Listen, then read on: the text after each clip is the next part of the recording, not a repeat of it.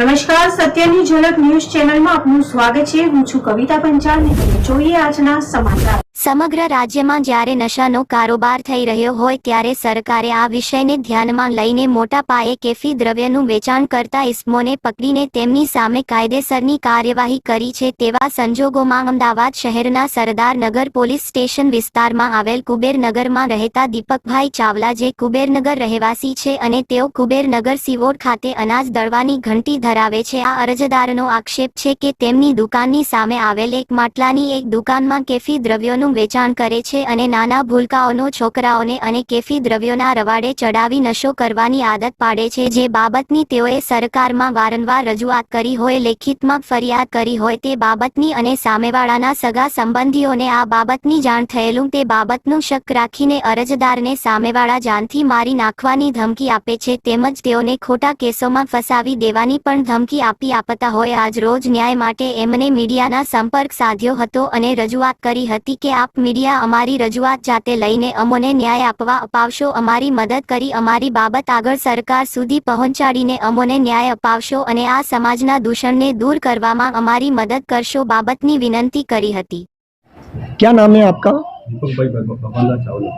दीपक भाई, आपको क्या समस्या और क्या घटना बनी आपके साथ? किस तरह से आज आपने जो मीडिया को बुलाया है, किस माध्यम से बुलाया है? कुबेरनगर में घंटी है, महादेव ब्लॉक फैक्ट्री और मेरे सामने मट्टे की दुकान है, जैन बे स्टोर।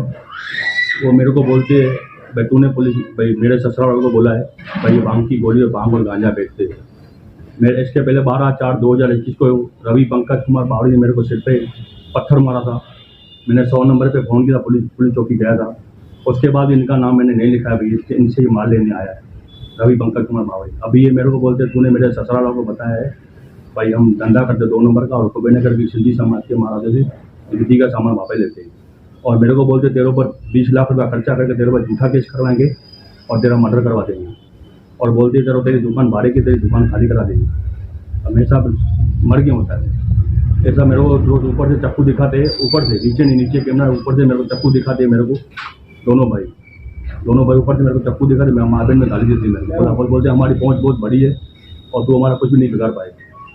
तो गुजरात पुलिस से तुम्हारी आपकी क्या उम्मीद है? गुजरात पुलिस से गुजरात अच्छा काम करके, इसके पहले मेरे को 12/4/2021 को जिसने मेरे को सिर पे पत्थर मारा था, मैंने 100 नंबर पे फ़ोन किया था, मैं पुलिस चौकी गया था और मैं पढ़ेला लिखना नहीं हूँ, मेरे को पढ़ना लिखना नहीं आता है। मेरे को कुबेरनगर चौकी में बोला ये इसके ऊपर 326 लगेगा पर लगाया नहीं पुलिस वालों ने।